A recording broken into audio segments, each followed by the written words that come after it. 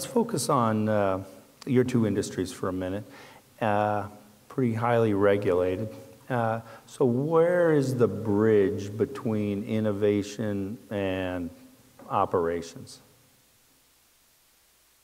I'll take the first shot. Okay, good. You may be more regulated even than I am. Yeah, the bridge looks like something that's crossing a river in the Amazon. To be quite honest, it's a little rickety. Yeah. In all honesty, in order to keep up with the pace of a changing regulatory landscape, whether it be the FDA in the United States or ministries of health from around the world, you have to become creative and innovative to keep up with the changing demands of, for example, a lot of the products we transfer, we ship, need to go at certain temperatures, and they're narrow margins, and so they call that cold chain. The cold chain shipment of temperature-specific products from our facility in Ireland to very warm places in India. The technology of not only making that happen, but then being able to demonstrate that it happens to the agency requires creativity, innovation, and partnerships with any number of folks so that you get what you need. The other is it's a juggling act between balancing compliance as a tax. It's something you do and you get nothing else except the sanity that you have a checkbox, and so if someone checks your report card, you got it. As to compliance as a competitive advantage.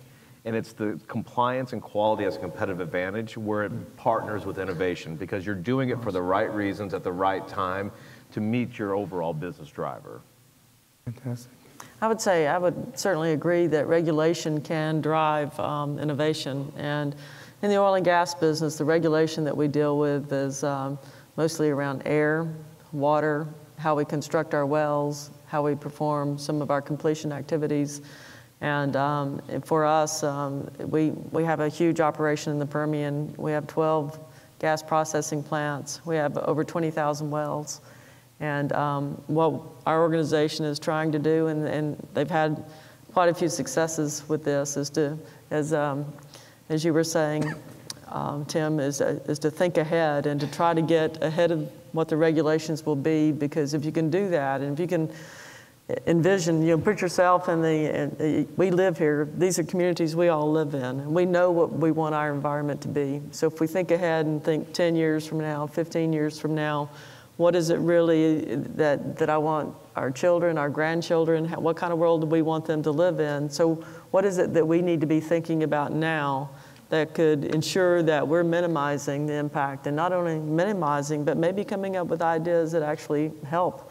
And so some of the things that we're trying to work around is trying to use the water that we produce from the ground, trying to clean it up to help the farmers use the water. And that's something we started looking at California before we separated that business from our company. But the same thing will apply in the Permian. At some point, we're going to be in another drought situation where it's important for us to be able to reuse our water, and to think about if you're living there, what's important to you. And so I think that's driving more innovation in the oil and gas industry than it ever has before.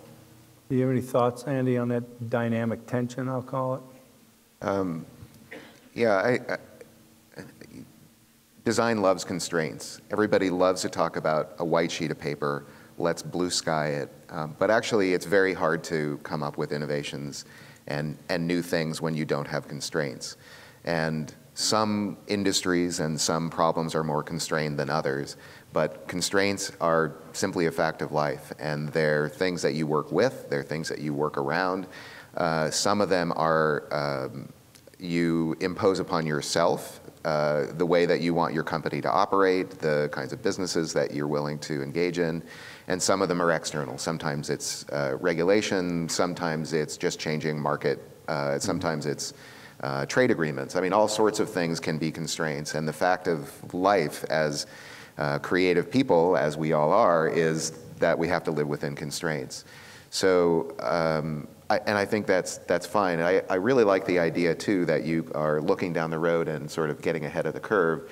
There are examples in healthcare. We all have heard of fee for service. You go get a test and there's some money that changes hands.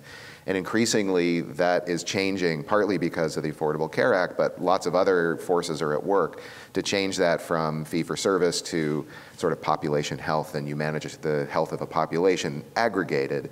And those are things that are coming down, and there are some clever companies that are trying to sort of stabilize themselves in this coming world. If you don't do that, you're going to be in a world of hurt. So I really do like the idea that you can live with the constraints and sort of foresee some of the constraints that are going to come upon you.